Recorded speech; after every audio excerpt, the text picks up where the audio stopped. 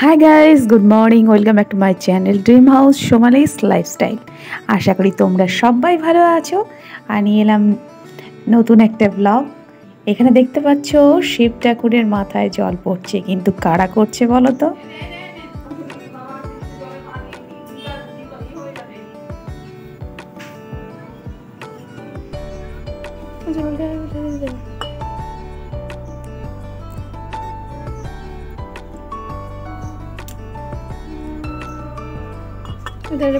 ঠিক করে দেবো।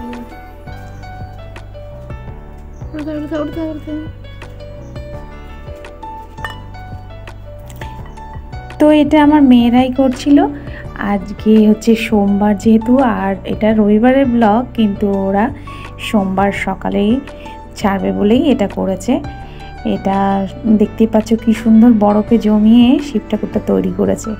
ভোরবেলার ওয়েদার, এখন 5:30 বাজে, আর এটা রবিবারের ব্লগ। আর মেয়েরা এখন পড়ছে ভোরবেলা। দেখো এখনও সেই একই ওয়েদার, মেঘলা মেঘলা, বৃষ্টি মনে হচ্ছে আবার সেই নামবে। সারা রাত হয়েও স্টপ হয়নি। মেয়েরা এখন পড়ছে। আর আমি কি কাজ করি, কারণ হচ্ছে সেলাইয়ের কাজ এত বেড়ে গেছে, আমি ব্লগটাও ঠিকমতো করতে পারছি না, বা ইউটিউবে ভিডিওগুলো তোমরা দেখতে পাচ্ছ, আপলোড ভিডিওগুলো ঠিকমতো মানে ছাড়তেও পারছি না, বা যারা আমার ফ্রেন্ড তাদের পাশেও আমি ঠিকমতো দাঁড়াতে পারছি না, এত সেলাইয়ের চাপটা পড়ে গেছে।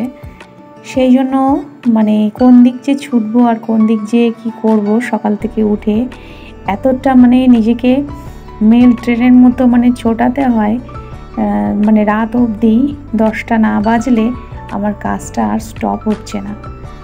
প্রচুর পরিমাণে কাজের চাপ। একদিকে ইউটিউব মানে ভিডিওগুলো আছে, ইউটিউবের কাজ, তারপরে হচ্ছে নিজের সংসার, তারপরে নিজের ব্যবসা, তারপরে মানে কি বলবো, সংসারে কাজ তো কম নেই, নিজের শরীরটা।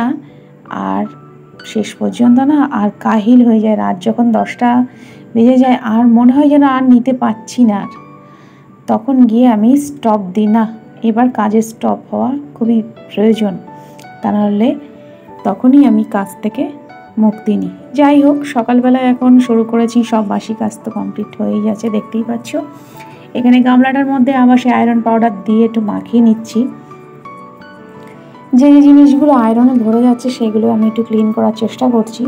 সব সময় যে জিনিসগুলো পারি না, তো এটাকে মাখিয়ে রেখে আমি অন্যান্য কাজগুলো সেরে আসবো। যেমন বাইরের কাজ রয়েছে, জামা কাপড়গুলো ধুয়ে টুয়ে সব দিয়ে মেলে রেখে এসে তারপরে এটাকে মেজে নেবো ভালো করে। ততক্ষণে আয়রনটা ভালো উঠে যাবে, একটু মাখানো থাক। তো এইভাবেই প্রত্যেক দিনের কাজগুলো আমি করার চেষ্টা করি। এখন বাইরের কাজগুলো সেরে আসি একটু। বাইরের কাজ কমপ্লিট করে এসে বাসন মেজে, গামলা দেখো তার আগে মেজে নিয়েছি, পরিষ্কার ক্লিন হয়ে গেছে ঝকঝকে, বেসিন টেসিন সব মেজে আমার এখন পুরো এদিকে কাজ কমপ্লিট। বাথরুম থেকে ফ্রেশ হয়ে এসে পুজোটাও দিয়ে নিয়েছি অলরেডি।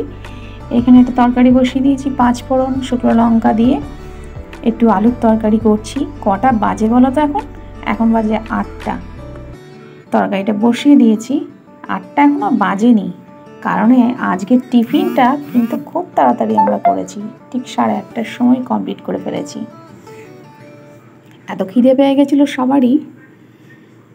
যাই হোক, তরকারিটা হয়ে গেলে আমি আটা ময়দা মিশিয়ে ময়ম দিয়ে একটু মেখে নেব, কারণ আজকে কটা লুচি ভেজে নেব।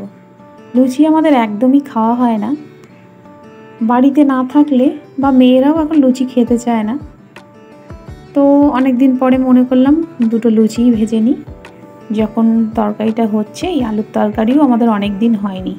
আমি সব 5 মিশালি সবজি একসাথে করি, তো কি আলু পেঁপের তরকারি, কি আলু পটল তরকারি, আলুর শুধু তরকারি আমি কখনো মানে করা হয় না।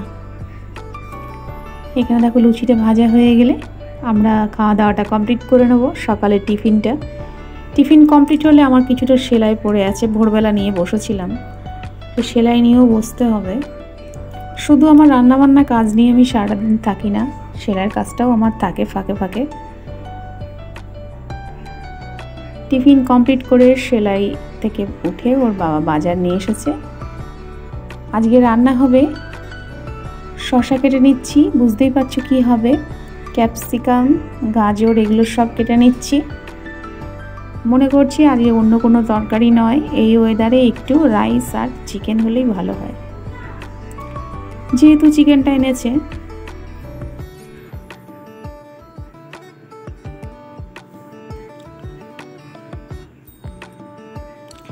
শসাটা একেবারে কেটে রেখে দিচ্ছি ভাতের সাথে খাবো বলে। রাইস করবো বলে চালটা বের করেছি, কিন্তু মেয়েকে নিয়ে ডাক্তারখানায় গেছিল, দাঁতের একটু প্রবলেম চলছে। সেহেতু বাড়ি এসে যেটা জানা গেল দাঁতে একটু ব্যথা হচ্ছে, সেই জন্য আমি চালটা আবার কমিয়ে রেখে দিলাম। ফ্রিজে রেখে দিলে নষ্ট হবে না, আর মাংসটাও কষিয়ে রান্না করে কালকে একটু রেখে দেবো। আজকে একটু কম করেই খাবে, কারণ দাঁতের প্রবলেম থাকলে তো অসুবিধা হয় খেতে, সেই জন্য নরম নরম খাবারটাই তখন ভালো।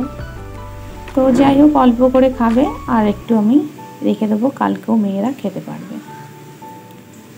তো ওই জন্য আমি রাইসটা আগের থেকে সরিয়ে আলাদা করে একটু রেখে দিলাম। এখানে চিকেনটাকে ভালো করে কষিয়ে একটু চন্দ্রমুখী আলু দিয়ে একটু ঝোল ঝোল করব। এখানে কাজু কিশমিশ ভিজিয়ে নিয়েছি, গাজর ক্যাপসিকাম একটু ভাপ দিয়ে নিয়ে আমার রাইস তৈরি। এবার সবাই খেতে বসে যাব একসাথে। তো ব্লগটা কেমন লাগলো, কালকে আবার নতুন ভিডিও নিয়ে আসছি। আজকের মতো টাটা।